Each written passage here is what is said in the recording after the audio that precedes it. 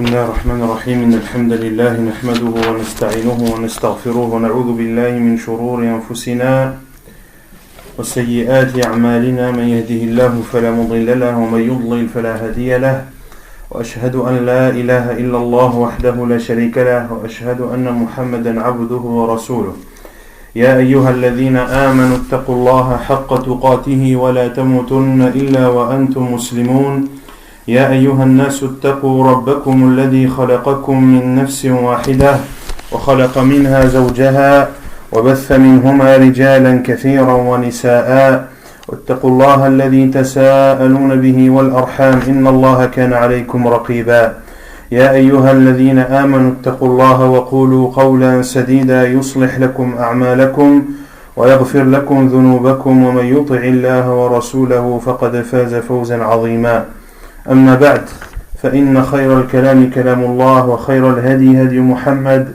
صلى الله عليه وسلم وشر الأمور محدثاتها وكل محدثة بدعة وكل بدعة ضلالة وكل ضلالة في النار. Toujours dans le commentaire et explication du livre Al-Wajiz fi fiqh sunnati wal kitab al-aziz. La semaine dernière on avait entamé le livre du jugement, Kitab al-Qada. Al-Qada qui a deux significations, la première linguistique et la seconde juridique. Quant à la signification linguistique, c'est-à-dire dans la signification dans la langue arabe, Al-Qada signifie le fait de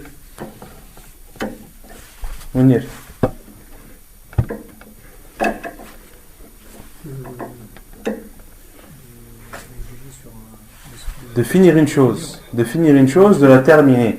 Comme l'a dit Allah Azza wa Jal, فَقَضَاهُنَّ سَبْعَ سَمَاوَاتٍ. Allah Azza wa Jal a terminé la création des 7 cieux. Donc le terme qada dans la langue arabe signifie le fait de terminer une chose. Et quant à sa signification linguistique, c'est le fait de montrer un jugement et de l'imposer. De montrer, c'est-à-dire d'expliquer le jugement d'une chose, si elle est autorisée, si elle est obligatoire, si elle est interdite, et d'imposer aux gens de mettre en pratique cet avis.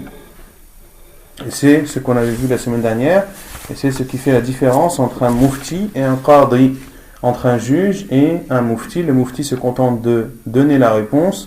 Quant au juge, il donne la réponse et il ordonne à ce que celle-ci soit appliquée. On avait vu que le jugement al-qada était légiféré en islam dans le livre d'Allah, dans la sunna du prophète sallallahu alayhi wa sallam, et à l'unanimité des savants. Et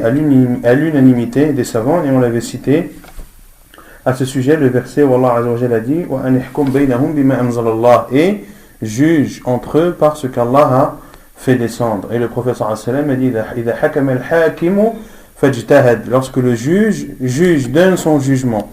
Donc cela prouve que c'est légiféré. Et les musulmans sont unanimes sur le fait que le jugement est quelque chose de légiféré dans la religion d'Allah subhanahu wa ta'ala. Quel est le jugement du jugement en islam? C'est préférable, c'est obligatoire, c'est interdit?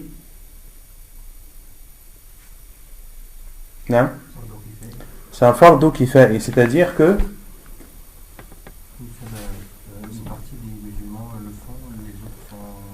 c'est-à-dire que si une partie des musulmans le mettent en application, alors l'obligation est levée pour le reste des musulmans. Donc c'est une obligation qui incombe à une partie de la communauté musulmane, car si cela avait été une obligation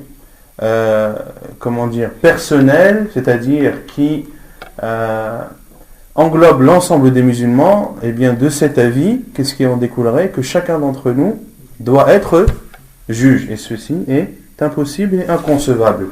Il est inconcevable que tous les musulmans soient juges. Donc, le jugement est restreint à une seule partie des musulmans.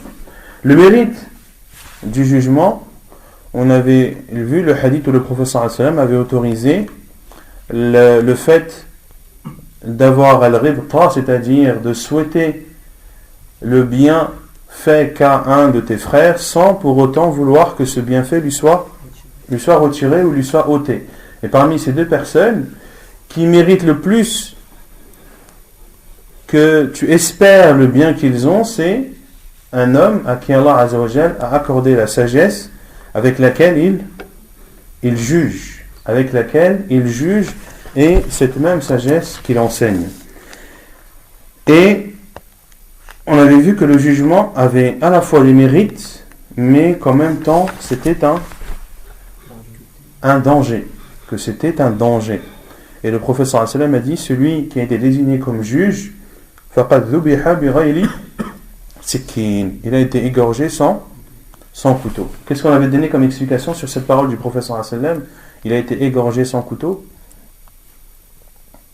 Naam, que c'est quelque chose de très contraignant, car le juge doit fournir beaucoup d'efforts et il doit faire face à des situations qui souvent sont très difficiles.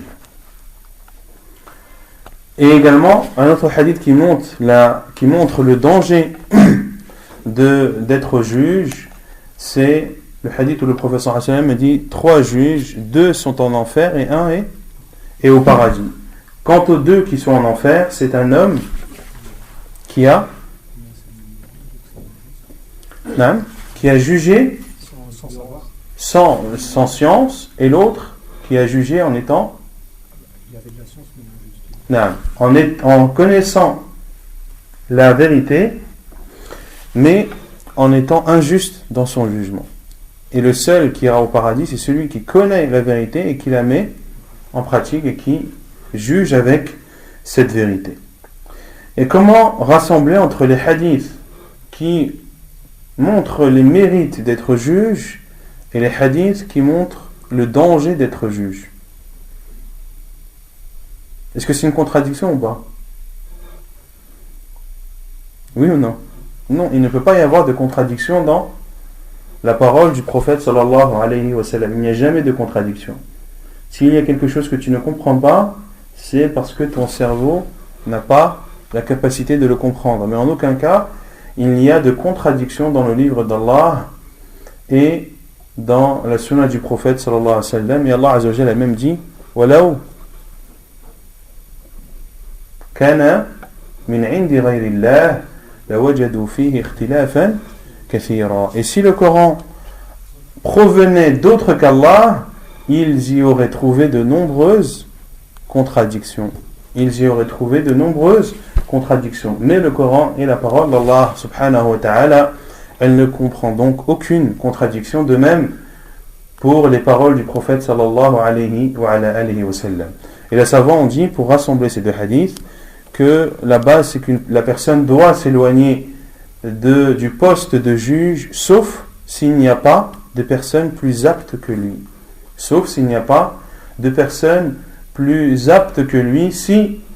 il n'y a personne plus apte que toi dans la science, dans la piété, dans la droiture, alors c'est en fonction des cas, c'est soit recommandé, voire même obligatoire pour toi d'accepter le poste de juge, car comme l'on l'a vu précédemment, le poste de juge est une obligation qui incombe à une partie des musulmans. On avait vu également l'interdiction de demander le poste de juge. On avait cité à ce sujet le hadith de Abdurrahman ibn Samurah, où le prophète sallallahu alayhi wa sallam lui dit, ne demande pas le pouvoir. Ne demande pas le pouvoir. Il y a aussi un autre hadith où le prophète alayhi salatu wa sallam a dit, inna la nuwalli ahadan sa'ala hada al-amr aw harasa alayhi. Nous ne donnons pas le pouvoir à quiconque le demande ou à quiconque cherche à se l'approprier. On avait vu également que en islam, il ne pouvait pas y avoir de femmes juges, car le prophète sallallahu alayhi wa sallam a dit la yuflihu qawmun wallaw amrahum imra'ah. Ne connaîtra jamais la victoire ou la réussite un peuple qui met à leur tête des femmes. On avait aussi parlé du chapitre des comportements du juge, à savoir que le juge devait être juste entre les différentes parties, entre les plaignants, entre les accusateurs et les accusés, et qu'il devait être juste dans sa façon de parler aux uns comme aux autres, d'être juste dans la façon de les regarder, etc., etc. Puis on avait terminé sur l'interdiction aux juges de prendre des pots de vin. De prendre des pots de vin ou des cadeaux. Ou des cadeaux, car le prophète sallallahu alayhi wa sallam a dit Hadaya al-ummali ghulul, que les cadeaux des travailleurs de l'État sont considérés comme ceux qui ont volé le butin.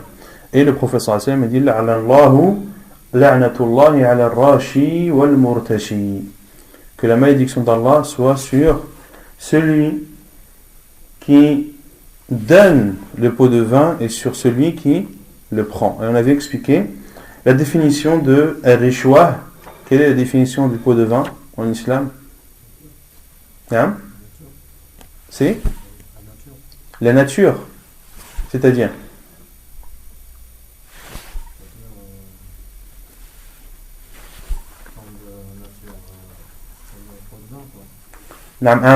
tu veux dire un bénéfice en nature?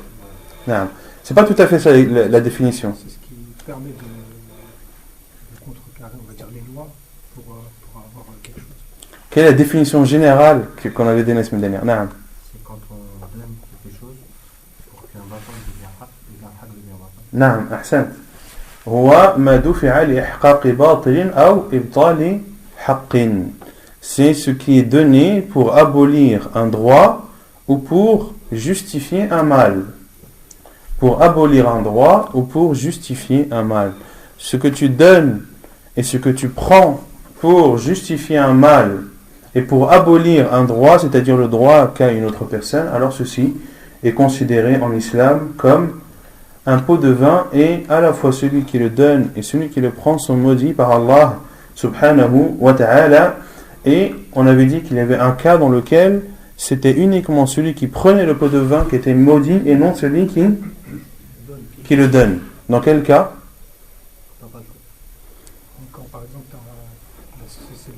Quand il n'y a pas d'interdit, quand c'est ton droit et que tu n'abolis pas un droit et que tu ne fais pas un mal, mais que la personne qui a la possibilité de te faciliter ou qui a le pouvoir de te donner ce que tu veux, qui est toujours dans l'enceinte du licite, il te demande quelque chose en échange. Dans ce cas, tu as le droit de lui donner, car ce que tu désires avoir et obtenir n'est ni un mal et n'abolit pas un bien, alors tu as le droit de lui donner et le mal reviendra à celui qui a pris, non à celui qui a donné.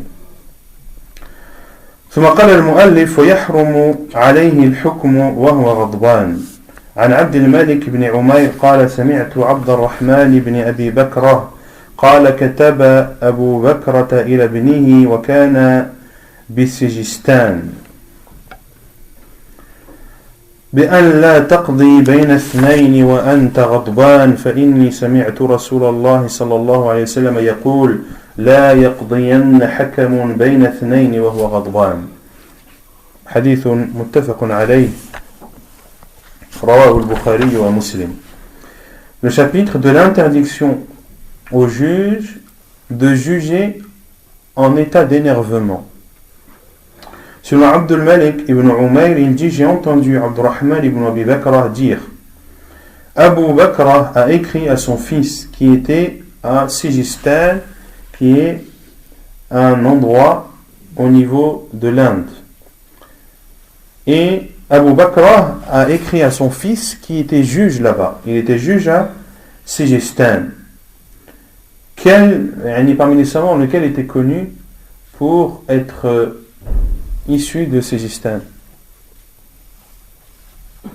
من علماء الحديث بل من أصحاب السنن. نعم أبو داود السجستاني. Abu Daoud, l'imam Abu Daoud, sa nisba, c'est-à-dire l'endroit dont il est originaire, est Sijistan, pour cela qu'il est appelé Abu Daoud al-Sijistani, rahimahullah.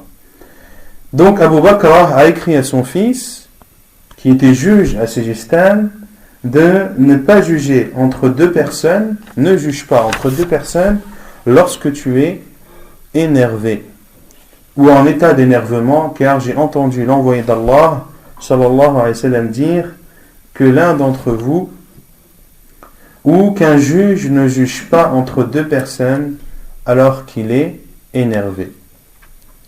Pourquoi? Car un juge qui est en état d'énervement peut être amené à vouloir en finir au plus vite sur ce cas qui lui a été exposé, et bien souvent l'état d'énervement recouvre, et si c'est un état d'énervement aggravé et poussé, il peut même recouvrir la raison.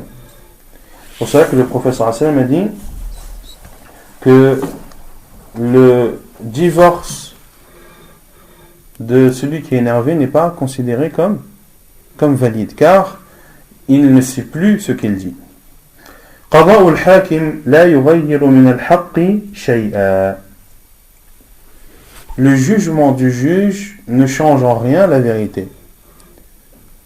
Le jugement du juge ne change en rien la vérité.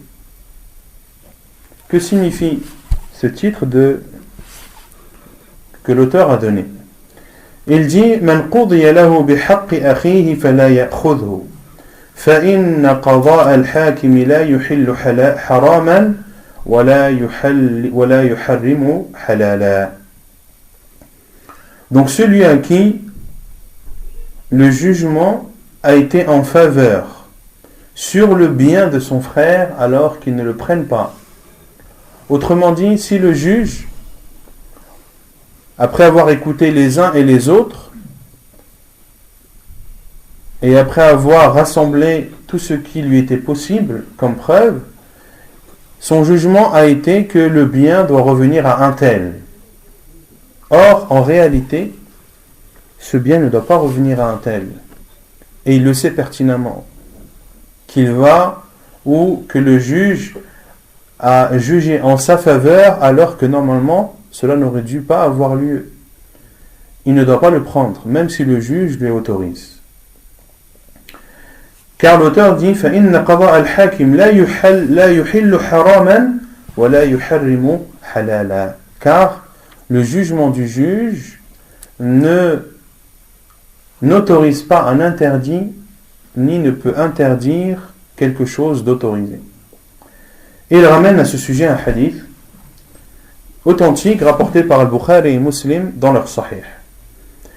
عن أم سلمة زوج النبي صلى الله عليه وسلم أن النبي صلى الله عليه وسلم سمع خصومة بباب حجرته فخرج إليهم فقال إنما أنا بشر وإنه يأتيني الخصم فلعل بعضكم أن يكون أبلغ من بعض فأحسب أنه صادق فأقضي له بذلك فمن قضيت له بحق مسلم فإنما هي قطعة من النار فليأخذها أو ليتركها. حديث متفق عليه رواه البخاري ومسلم. Donc selon Salama, l'épouse de l'envoyé d'Allah sallallahu alayhi wa sallam, elle dit que le prophète sallallahu alayhi wa sallam a entendu une dispute devant la porte de sa maison. Il est alors sorti et a dit: je ne suis qu'un être humain et des disputes peuvent m'être exposées et certains d'entre vous peuvent être plus éloquents que d'autres. Je juge alors qu'il est véridique et je prononce un jugement en sa faveur. Celui à qui j'ai jugé en sa faveur le bien de son frère musulman, alors c'est un morceau de feu que je lui présente, qu'il le prenne ou bien qu'il le délaisse. Hadith authentique apporté par Al-Bukhari et Muslim. Donc dans ce hadith, le prophète sallallahu alayhi wa sallam a dit: Innama ana bashar, je ne suis qu'un être humain. Et il y a dans cela la preuve que le prophète sallallahu alayhi wa sallam ne connaissait pas l'invisible. قل لا يعلم من في الأرض من في السماوات والأرض الغيب إلا الله. Dit: ne connaît dans les cieux et la terre l'invisible que Allah subhanahu wa ta'ala. Je ne suis qu'un être humain et des disputes me sont exposées, c'est-à-dire que le prophète sallallahu alayhi wa sallam était le juge à son époque. Et lorsqu'il y avait des divergences, lorsqu'il y avait des litiges, eh bien, on les soumettait au prophète sallallahu alayhi wa sallam. Et le prophète sallallahu alayhi wa sallam a dit, et certains parmi vous sont plus éloquents, ont plus de facilité à montrer les choses que d'autres. Et dans ce hadith, on en déduit que le prophète sallallahu alayhi wa sallam écoutait les deux parties. Et qu'il se peut qu'une des deux parties, malgré qu'elle soit en tort, ait plus de facilité à exposer les faits, à expliquer les choses, qui pourrait faire croire que celle-ci est véridique. Comme l'a dit le prophète sallallahu alayhi wa sallam, et je pense alors qu'il est véridique, et je prononce alors un jugement en sa faveur. Donc si c'est une personne qui prétend que cette chose lui appartient et l'autre qui dit non, elle ne lui appartient pas, celui qui prétend qu'elle lui appartient sait pertinemment que cette chose n'est pas la sienne, mais il a une facilité de parler, il a une certaine éloquence qui, lorsque l'on l'entend parler, on est presque persuadé que cette chose lui appartient, alors que ce n'est pas le cas.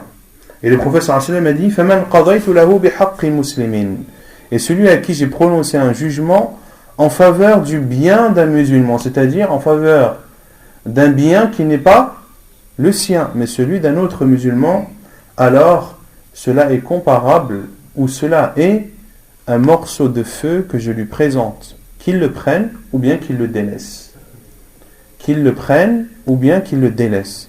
Donc dans ce hadith, on en déduit que même le jugement du prophète sallallahu alayhi wa sallam n'autorise pas quelque chose d'interdit, car le bien du musulman est un bien qui lui appartient et n'appartient pas à autrui, sauf si il accepte de bon cœur.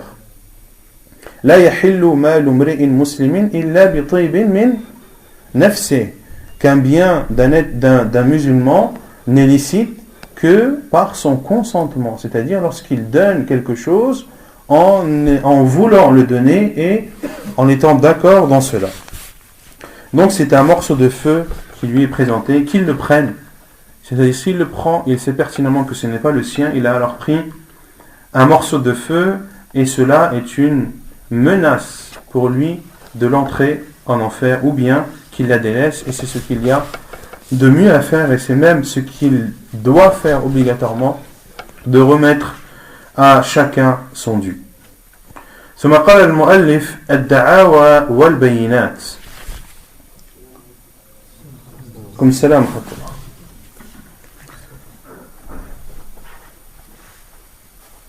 الدعاوى جمع دعوى وهي في اللغة الطلب. قال الله تعالى ولكم فيها ما تدعون أي تطلبون. وفي الشرع إضافة الإنسان إلى نفسه استحقاق شيء في يد غيره أو في ذمته. والمدعي هو الذي يطالب بالحق وإذا سكت عن المطالبة ترك. والمدعى عليه هو المطالب بالحق وإذا سكت لم يترك. والبينات جمع بينة وهي العلامة كالشاهد ونحوه. الدعاوى والبينات. الدعاوى ce sont les prétentions, ce que les gens prétendent. Et al-bayinat ce sont les preuves. Ad-da'awa, les prétentions ou bien les accusations, c'est le pluriel de da'wa. Et en langue arabe, ad-da'wa signifie at-talab, c'est-à-dire la demande. Comme l'a dit Allah Azza wa Jal, وَلَكُمْ فِيهَا مَا تَدَّعُونَ. Et vous y aurez ce que vous demandez. مَا تَدَّعُونَ أي مَا تَطْلُبُونَ. Et ceci, Allah Azza wa Jal l'a dit dans quel contexte? Au paradis. C'est-à-dire, vous y aurez, c'est-à-dire au paradis, ce que vous demanderez. Donc les gens du paradis auront absolument tout ce qu'ils désirent et tout ce qu'ils demanderont.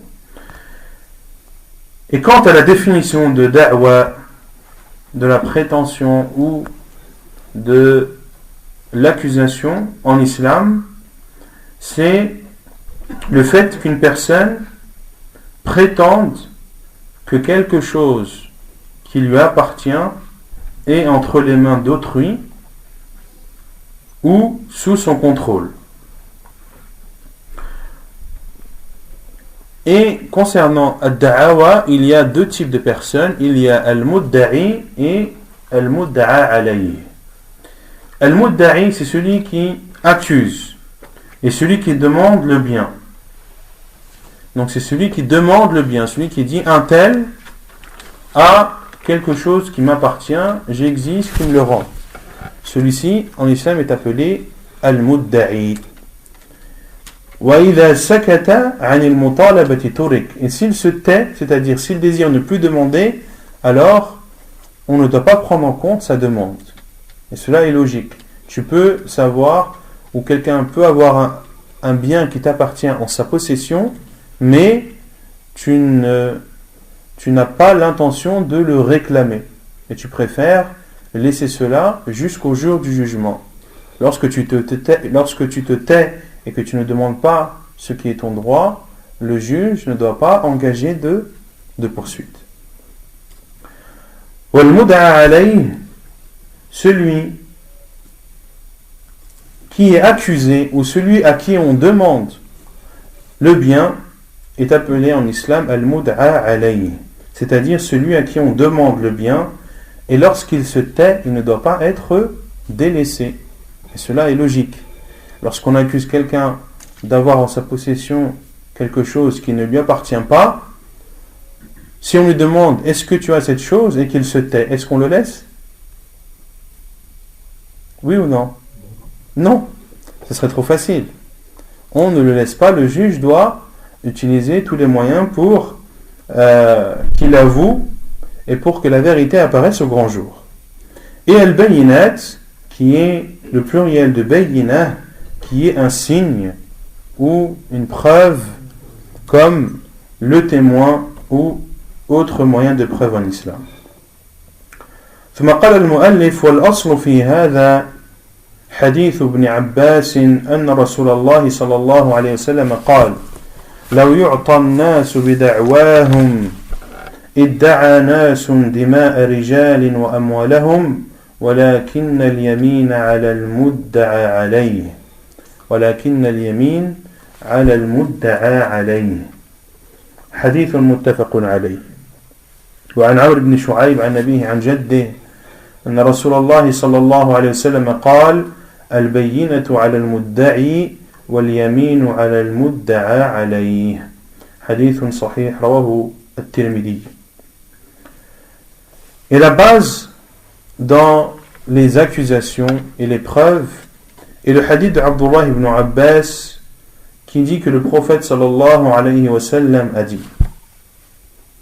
si l'on donnait aux gens selon ce qu'ils prétendent, les gens auraient prétendu le sang d'hommes ainsi que leurs biens, mais le serment doit être prononcé par celui qui est accusé. Comme salam. Donc dans ce hadith d'Abdullah ibn Abbas, rapporté par Al-Bukhari et Muslim, le prophète sallallahu alayhi wa sallam a dit: la yu'ta an-nas bi da'wahum, si l'on donnait aux gens sur le simple fait qu'ils prétendent, c'est-à-dire les gens, si on donnait aux gens tout ce qu'ils demandaient, en disant un tel a pris mon bien, un tel a tué un tel a fait ci, un tel a fait ça, si on prenait en compte les paroles des gens sur leur simple accusation, le prophète sallallahu alayhi wa sallam a dit: idda'a nasun dima'a rijalin. Si l'on faisait cela, des personnes auraient prétendu le sang d'homme. Ça veut dire quoi, aurait prétendu le sang d'homme? Ça veut dire que des gens auraient prétendu qu'un tel a tué un tel pour que la loi du talion soit appliquée sur lui.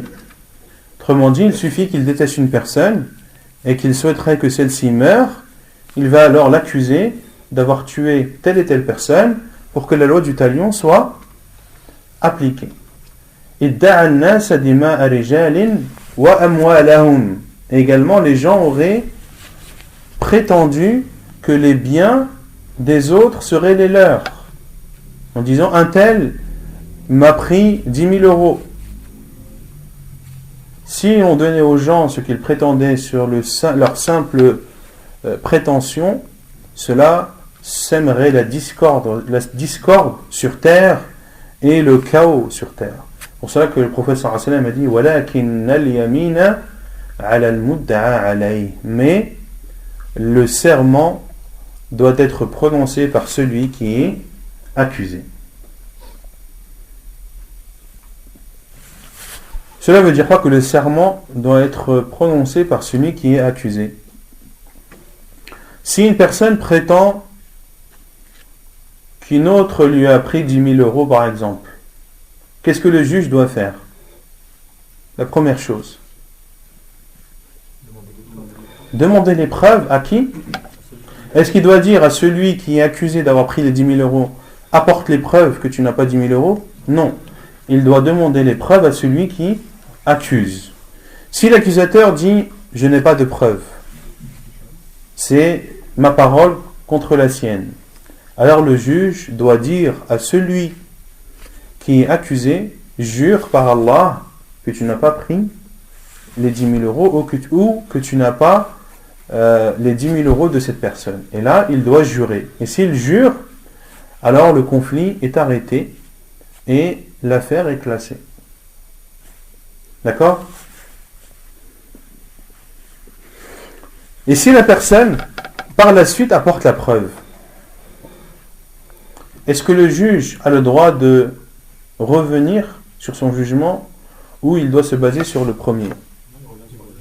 Il a le droit de revenir sur le jugement. طيب. Et le second hadith, c'est le hadith de Amr ibn Shu'ayb, radiyallahu anhu, qui dit que, selon son père, selon son grand-père, qui dit que le prophète sallallahu alayhi wa sallam a dit al-bayyinatu ala al-mudda'i. La preuve doit être apportée par l'accusateur ou le prétendant, celui qui prétend que le bien lui appartient, ou celui qui prétend une chose. Il doit apporter la preuve. وَالْيَمِينُ عَلَى الْمُدَّعَى عَلَيْهِ. Et le serment, c'est-à-dire le fait de jurer, concerne celui qui est accusé. Et dans une autre version du hadith, وَالْيَمِينُ عَلَى مَنْ أَنْكَرَ. Et le serment à celui qui renie, c'est-à-dire à celui qui renie l'accusation qui lui est faite.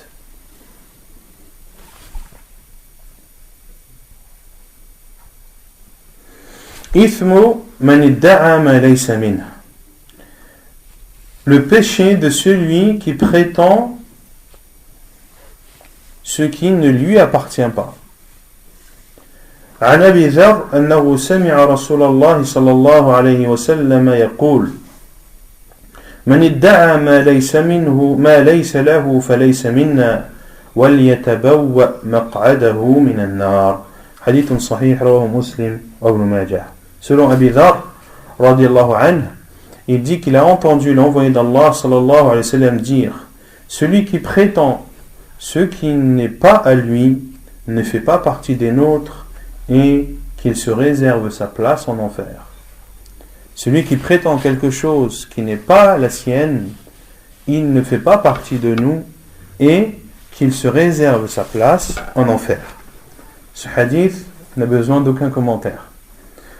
إثم من حلف على يمين فاجرة ليقتطع بها مالا.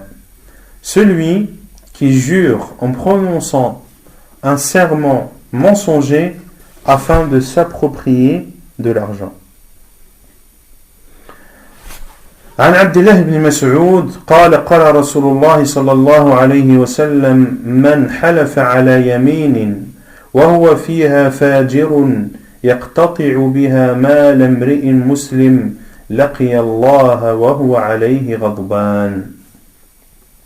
وعن أبي أمامة الحارثي أنه سمع رسول الله صلى الله عليه وسلم يقول لا يقتطع رجل حق امرئ مسلم بيمينه إلا حرم الله عليه الجنة وأوجب له النار فقال رجل من القوم يا رسول الله وإن كان شيئا يسيرا قال وإن كان سواكا من أراك حديث صحيح رواه ابن ماجه ومسلم والنسائي. Selon Abdullah ibn Mas'ud radiyallahu anhu, il dit, le prophète sallallahu alayhi wa sallam a dit, celui qui jure en mentant dans son serment afin de s'approprier l'argent d'une personne musulmane, il rencontrera Allah courroucé contre lui. Il rencontrera Allah énervé contre lui. Hadith rapporté par Al-Bukhari et Muslim. Dans ce hadith, le prophète sallallahu alayhi wa sallam a dit que celui qui jure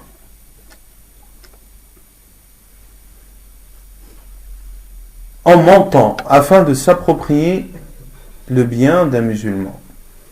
Si on reprend l'exemple que l'on a donné tout à l'heure, une personne qui prétend qu'un tel a 10 000 euros lui appartenant. Et effectivement, un tel a les 10 000 euros qui lui appartiennent. Celui qui l'accuse n'a aucune preuve. Il n'a ni témoin, il n'a ni trace, il n'a ni accord, il n'a ni contrat, etc., etc. Il n'a absolument rien qui prouve que l'autre personne qui effectivement a son argent, il n'y a rien qui prouve ce don ou ce prêt. Et que celui qui est accusé dit je jure par Allah que je n'ai pas ces 10 000 euros et que je ne lui ai jamais pris ces 10 000 euros. Ici, il a menti, il a juré en mentant, et ceci fait partie des grands péchés. Al-Yamin al-Ghamus fait partie des grands péchés. En jurant, tout en sachant que l'on ment, en jurant dans un mensonge, est appelé en islam Al-Yamin al-Ghamus, et c'est un péché tellement grave qu'il n'y a pas d'expiation. C'est un péché tellement grave qu'il n'y a pas d'expiation, car vous savez que celui qui jure, l'expiation du serment, il y a une expiation du serment autre que Al-Yamin al-Ghamus, qui est, quelle est cette expiation? 3 jours. Il faut d'abord nourrir 10 pauvres, ou bien les habiller, ou bien affranchir un esclave. Et si il n'y a pas la possibilité de faire ces 3 choses, alors de jeûner 3 jours. Et beaucoup commencent par la fin et oublient le début, voire le font par ignorance, qu'Allah nous en préserve. Donc celui qui ment tout en mentant dans le but de s'approprier les biens d'une personne musulmane. Ici le prophète sallallahu alayhi wa sallam a dit liyaqtati'a biha ou yaqtati'u biha mal imri'in muslim. Si celui qui prétend n'est pas un musulman, est-ce que celui qui jure qu'il n'a pas pris cet argent est considéré comment dire, est concerné par ce hadith ou pas? Celui qui prétend, c'est la victime. Donc c'est un non-musulman qui dit ce musulman m'a pris 10 000 euros. Et ce musulman qui effectivement lui a pris a dit je jure par Allah que je ne lui ai pas pris. Le hadith du prophète sallallahu alayhi wa sallam a dit pour s'approprier les biens d'un musulman. Mais ici c'est le bien d'un non-musulman. Est-ce qu'il rentre dans ce hadith ou pas? Non? Ce qui apparaît du hadith, effectivement. Mais, bien sûr, cela, le prophète sallallahu alayhi wa sallam l'a dit, car c'est ce qu'il y avait de plus courant à son époque, sallallahu alayhi wa sallam. Mais entre, bien sûr, dans ce hadith, tout argent qui est sacré et préservé. Tout argent et tout bien qui est préservé. Et ce bien peut effectivement être le bien d'un non-musulman qui est, mathalan, mu'ahad, ou bien un zimmi, ou bien al-musta'man, celui qui est rentré en ayant la sécurité du pays qui l'accueille, ou bien celui les non-musulmans avec qui il y a un pacte de non-guerre, ou bien al-dhimmi, Donc, lorsque l'argent est préservé par l'islam, que le bénéficiaire de cet argent soit musulman ou qu'il soit non musulman, celui qui se l'approprie à travers un serment mensonger, il rencontrera Allah subhanahu wa ta'ala en étant énervé contre lui. Qui sera énervé contre lui? Allah sera énervé contre cette personne. Et il y a dans ce hadith la preuve que chacun rencontrera Allah subhanahu wa ta'ala. Et beaucoup de versets dans le Coran vont dans son sens. Et également dans ce hadith il y a l'attestation qu'Allah subhanahu wa ta'ala s'énerve. Le courroux fait partie des attributs d'Allah subhanahu wa ta'ala, de même que la satisfaction fait partie des attributs d'Allah subhanahu wa ta'ala, et ceci bien sûr dans les règles des noms et attributs d'Allah azza wa jalla, à savoir qu'Allah azza wa jalla s'énerve d'une façon qui lui est propre, et l'énervement et les courroux d'Allah azza wa jalla ne ressemblent en rien à l'énervement et au courroux de ses serviteurs. Laysa kamithlihi shay wa huwa as-sami'u al-basir.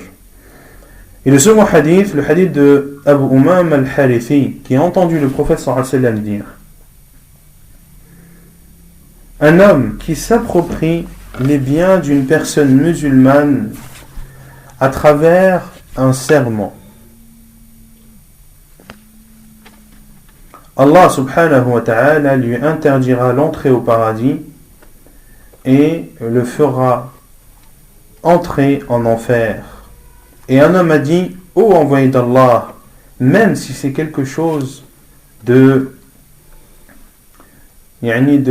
simple, même si c'est quelque chose de petit, même si c'est quelque chose qui a une moindre valeur, et le prophète sallallahu alayhi wa sallam a dit: même si c'est un siwak de arak, même si c'est un siwak de arak. Dans ce hadith, le prophète sallallahu alayhi wa sallam montre un deuxième châtiment et une deuxième menace à celui qui s'approprie le bien d'un musulman en général, mais qui s'approprie un bien protégé, un bien sacré. Allah azza wa jal lui interdira l'entrée au paradis et l'obligera à entrer en enfer, et ceci même si ce qu'il s'est approprié est quelque chose qui a une moindre valeur. Car un homme a dit au prophète sallallahu alayhi wa sallam, même si c'est quelque chose qui a une moindre valeur, et le prophète sallallahu alayhi wa sallam a dit même si c'est un siwak de arak. Et l'arak, c'est l'arbre dans lequel les morceaux de siwak sont extraits. Et c'est un arbre qui a beaucoup de feuillage. C'est un arbre qui a quasiment pas de tronc. Quand on regarde cet arbre, on a l'impression qu'il pousse de la terre. Il n'y a pas de tronc. Et le siwak, ce morceau de bois qui a été recommandé par le prophète sallallahu alayhi wa sallam dans plusieurs hadiths, c'est en réalité les racines de cet arbre. Donc ceux qui extraient, les hommes qui extraient les morceaux de arak, en fait ce sont les racines de cet arbre, al-arak. Et ces racines sont extraites de la terre, et c'est pour cela qu'il y a différentes sortes de siwak, différentes formes, différents diamètres, etc., etc. Et c'est pour cela aussi que il y a des morceaux de siwak qui sont frais, d'autres qui sont secs. Les frais sont ceux qui viennent d'être extraits de la terre, donc qui restent humides, et leur humidité est préservée par la terre. Car beaucoup pensent que c'est des branches qui sont coupées. Non, ce sont des racines. ثم قال المؤلف: طرق إثبات الدعاوى. طرق إثبات الدعاوى. Les moyens de vérifier ce que les gens prétendent. وطرق إثبات الدعاوى أو طرق إثبات الدعوى هي الإقرار والشهادة واليمين. Il y a donc trois façons en islam de vérifier et de certifier ce que les gens prétendent. La première de ces façons est al-iqrar. C'est le fait d'avouer. C'est le fait d'avouer son tort. Celui qui est accusé,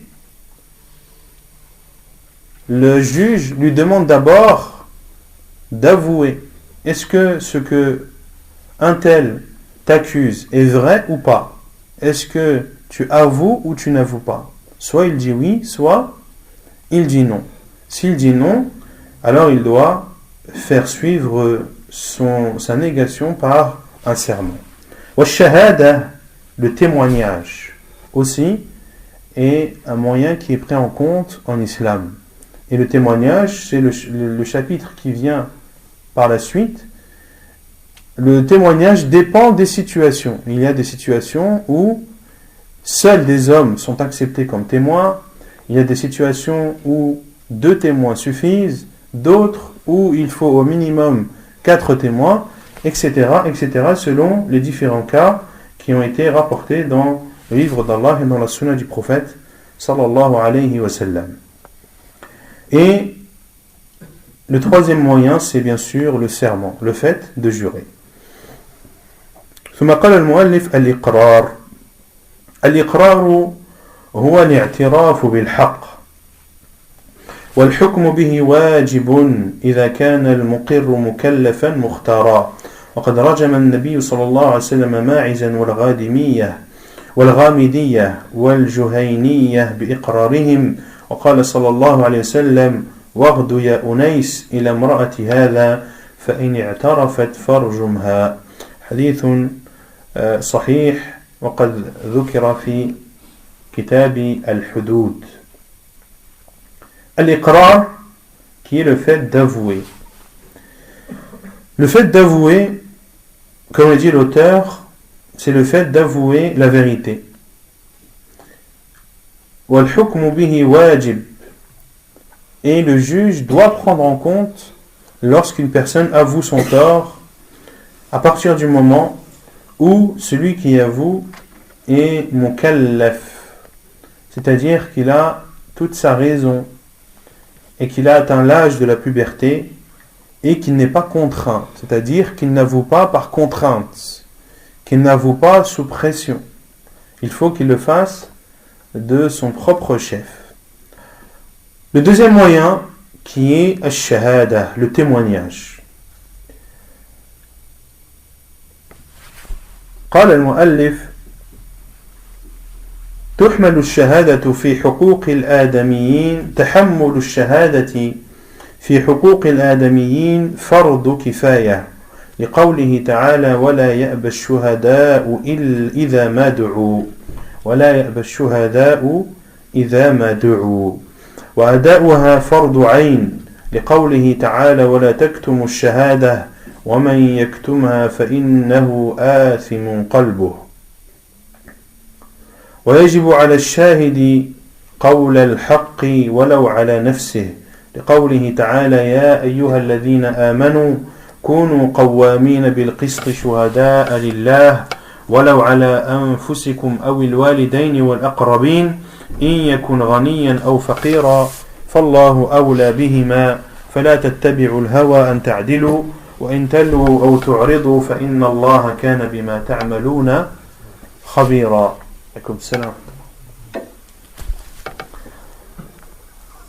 Donc d'avoir recours au témoignage dans ce qui concerne les droits des êtres humains est une obligation qui incombe à une partie des musulmans. Et la preuve est la parole d'Allah Azza wa Jal: وَلَا يَأْبَى الشُّهَدَاءُ إِذَا مَا دُعُوا, et que les témoins ne se refusent pas quand ils sont appelés. Quelle est la preuve dans ce verset que le fait d'utiliser le témoignage et d'avoir recours à ce témoignage est une preuve pour une partie de la communauté?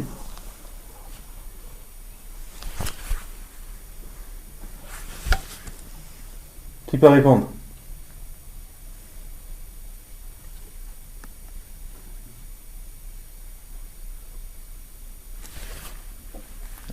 Je vous laisse le temps de réfléchir. Vous avez compris la question ou pas? C'est un problème déjà. Si vous n'avez pas compris la question, vous ne risquez pas de trouver la réponse. La question est d'avoir recours au témoignage est quelque chose qui est obligatoire pour une partie des musulmans. C'est-à-dire qu'il est obligatoire pour une partie des musulmans d'avoir recours au témoignage. Non. Non. Qui doit avoir recours au témoignage? Ceux qui font après. Le juge. C'est le juge. C'est le juge qui a recours au témoignage. Il va dire à celui qui prétend, par exemple, as-tu une preuve? Il va dire oui, il y a des témoins. Là, le juge a-t-il le droit de dire oui, mais les témoins, moi, je n'ai pas envie de les écouter? Il a le droit de dire ça? Non, il doit prendre en compte le témoignage des gens. Quelle est la preuve dans ce hadith, dans ce verset, que le témoignage doit être utilisé? Non? Que les témoins ne refusent pas de témoigner lorsqu'ils sont appelés. Donc c'est la parole d'Allah Azza wa Jalla, lorsqu'ils sont appelés par les juges. Donc il doit y avoir des gens qui doivent les appeler. Donc c'est la preuve qu'il y a une partie de la communauté musulmane qui doit utiliser le témoignage. Vous avez compris ou pas? Le fait d'avoir recours au témoignage incombe à une partie des musulmans. Et cette partie des musulmans, ce sont les juges. Et ce sont les juges qui appellent les témoins. Lorsque on leur dit, il y a un tel et tel qui sont témoins, le juge doit les appeler, les convoquer pour écouter leur témoignage. Et ceci est une obligation pour les juges. Et les juges sont une partie de la communauté, comme on l'a vu dans le cours de la semaine dernière, car le poste de juge n'est pas une obligation qui incombe à chacun des musulmans, mais uniquement à une partie des musulmans. Et Allah Azza wa Jalla a dit dans ce verset que les témoins ne refusent pas le témoignage lorsqu'ils sont appelés par les juges. Donc il y a dans cette preuve le fait qu'Allah Azza wa Jalla dit lorsqu'ils sont appelés, ça veut dire qu'il y a des juges qui sont présents et qui prennent en compte ce témoignage. Si on les appelle, ils sont obligés de... Si on les appelle, c'est qu'il y a quelqu'un qui les a appelés. Ils a désigné. Non, c'est qu'il y a quelqu'un qui les a convoqués. Et ces personnes, ce sont les juges. Donc cela prouve que ces personnes qui appellent doivent exister. Les témoins, ils peuvent refuser. Non. Après, ça c'est un autre cas. Il y a deux cas. Il y a le fait que les juges doivent appeler les témoins lorsqu'ils savent qu'il y a des témoins qui existent. Ça c'est notre cas. Et il y a l'autre sujet qui est que celui qui témoigne, le témoin ne doit pas refuser un témoignage. Que celui qui est témoin d'une chose, lorsqu'on le sollicite, il ne doit pas dire non, moi je préfère ne pas témoigner. Il doit obligatoirement apporter son témoignage. Et c'est justement ce que dit l'auteur par la suite. Et le fait de témoigner est une obligation qui incombe à chacun des musulmans. C'est-à-dire à chacun des musulmans qui est effectivement un témoin. Qui est effectivement un témoin, il doit apporter son témoignage, comme l'a dit Allah Azza wa Jal, وَلَا تَكْتُمُ الشَّهَادَةِ et ne cachez pas le témoignage. Quiconque le cache a certes un cœur pécheur. فَإِنَّهُ آثِمٌ قَلْبُهُ a un cœur qui a fait un péché, وَالْعِيَاذُ بِاللَّهِ. Et il est obligatoire pour le témoin de dire la vérité même contre lui-même.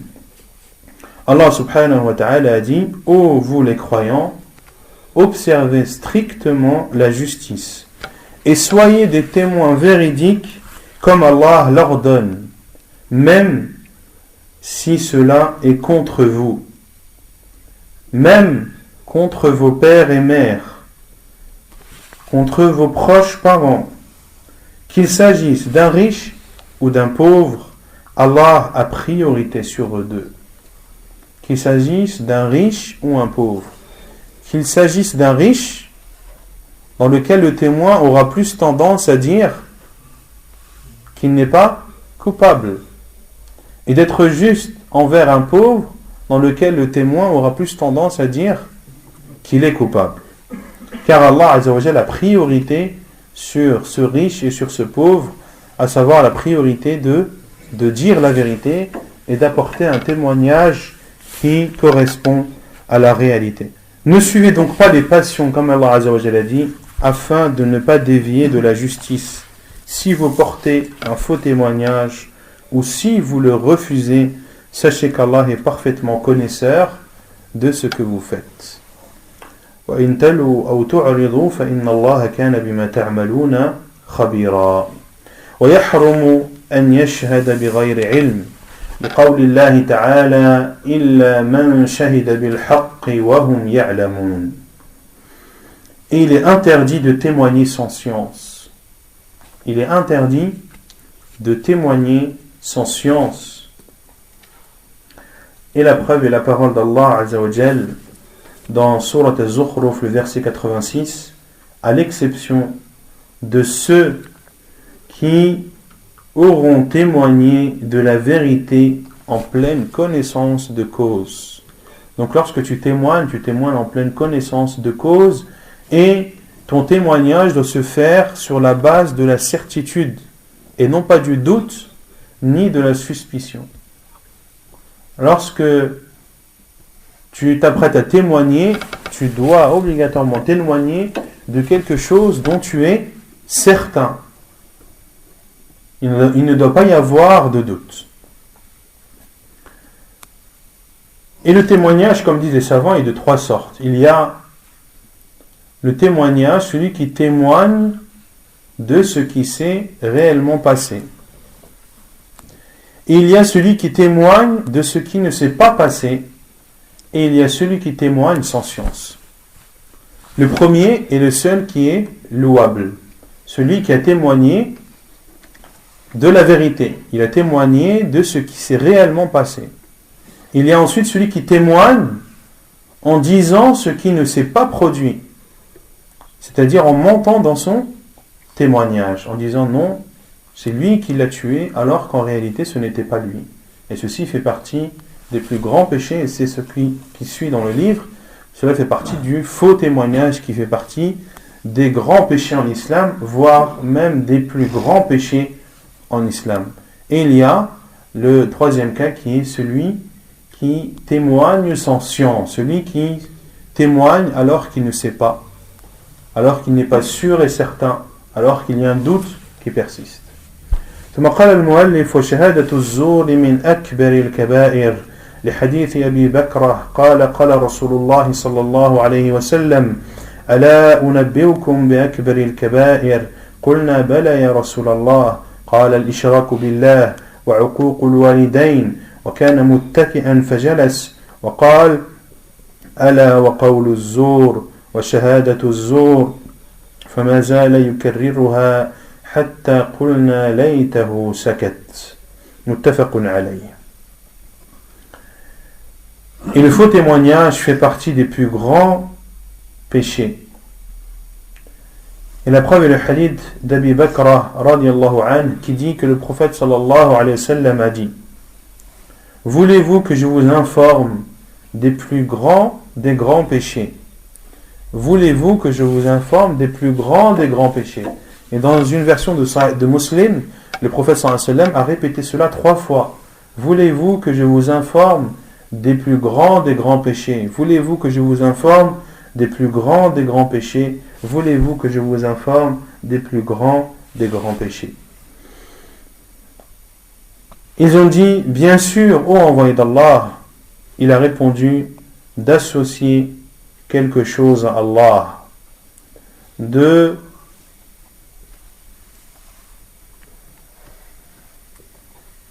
ne pas respecter ses parents. عقوق الوالدين والعقوق كما قال أهل العلم هو قطع برهما Yani uququl walidain, c'est-à-dire de ne pas respecter les parents, à savoir de s'abstenir d'être bon envers eux, d'abstenir la bonté envers eux, d'arrêter d'être bon envers ses parents.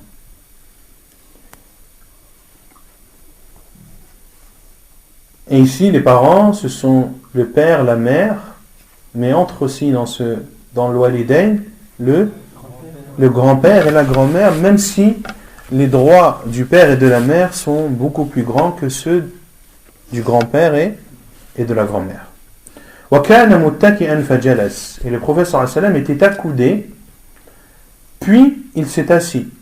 Il était accoudé lorsqu'il a dit « Voulez-vous que je vous informe des plus grands péchés ?»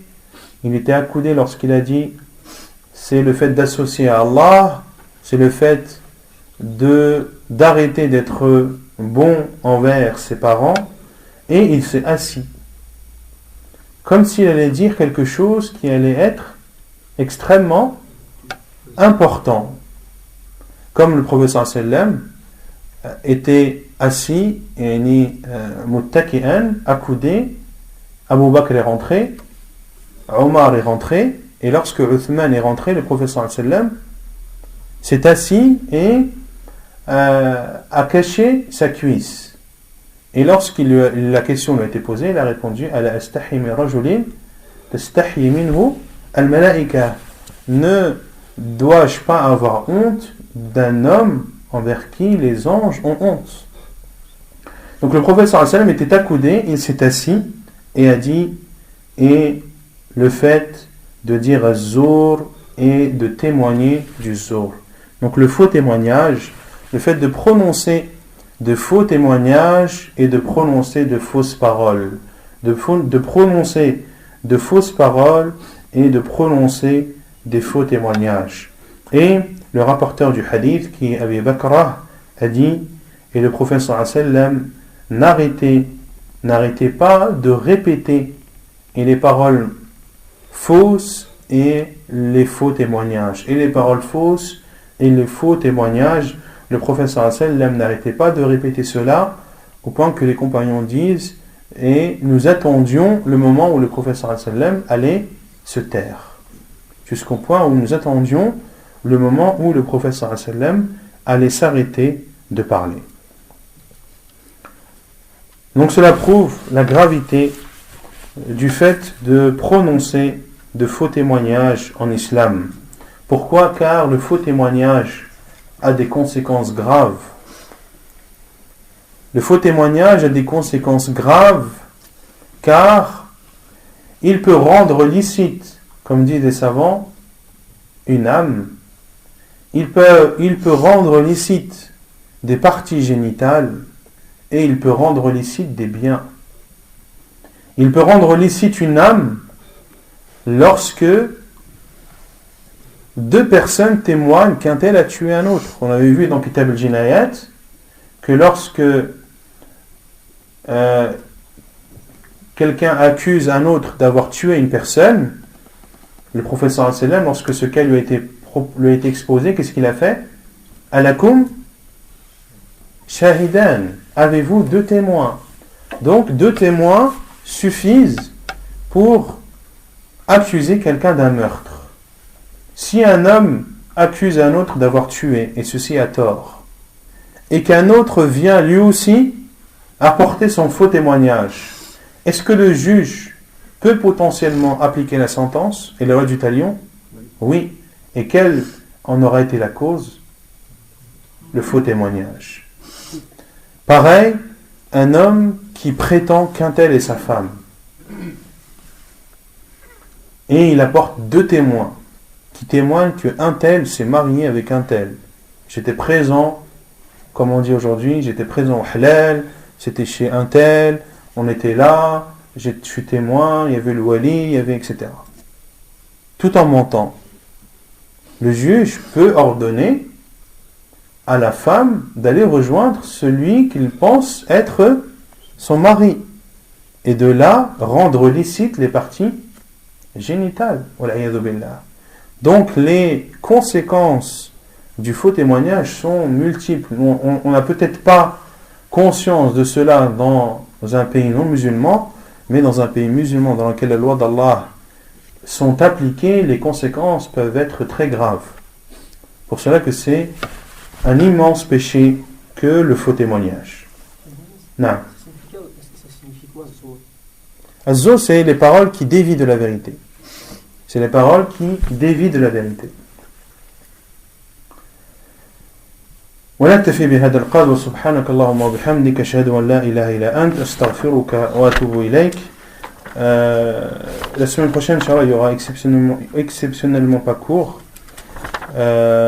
Donc le cours suivant, c'est-à-dire dans 2 semaines, bi'idhnillah, ce sera le dernier cours de l'Wajiz, car on terminera le livre de Al-Qadha.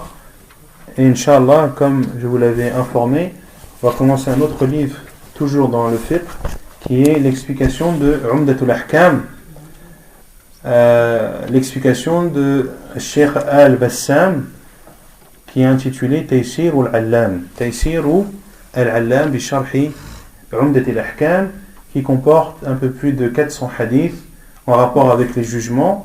Et c'est un livre que les savants recommandent fortement pour celui qui veut étudier la science du fiqh, car c'est un livre qui est simple et qui explique les hadiths du prophète sallallahu alayhi wa sallam d'une façon méthodique, et commence tout d'abord par donner un résumé du hadith, puis par expliquer les mots qui sont difficiles ou qui ne sont pas, ou qui demandent des explications, puis il cite ce que l'on retient du hadith, et également il cite l'avis des savants, et notamment l'avis des 4 imams, l'imam Malik, l'imam Ahmad, Abu Hanifa et Al-Shafi'i, et le plus souvent donne l'avis le plus probable et celui qui est le plus proche de la vérité. Donc c'est un livre par la volonté d'Allah qui est très bénéfique. Ceux qui n'ont pas la possibilité de se l'approprier, ou si vous voulez qu'on essaye d'acheter les livres en gros pour avoir des prix préférentiels, je propose à un frère de mettre à disposition une feuille, et chacun écrit son nom, ceux qui désirent avoir le livre, sachant que c'est un livre, tout dépend des éditions. Il y a des éditions en 3 volumes, d'autres en 2 volumes, d'autres en un seul et même volume, qui est un livre assez gros, qui a la taille à peu près du tafsir de Sa'di, rahimahullah. À peu près la taille du tafsir de Sa'di, mais le mieux que je préfère, c'est de prendre une taba'a qui comporte au moins 2 volumes. Ce sera plus facile à transporter, et également cela permettra au livre de s'user moins vite, car le fait de transporter souvent un livre assez gros en volume, cela facilite son usure. Subhanakallahumma wa bihamdika ashhadu an la ilaha illa anta astaghfiruka wa atubu ilayk.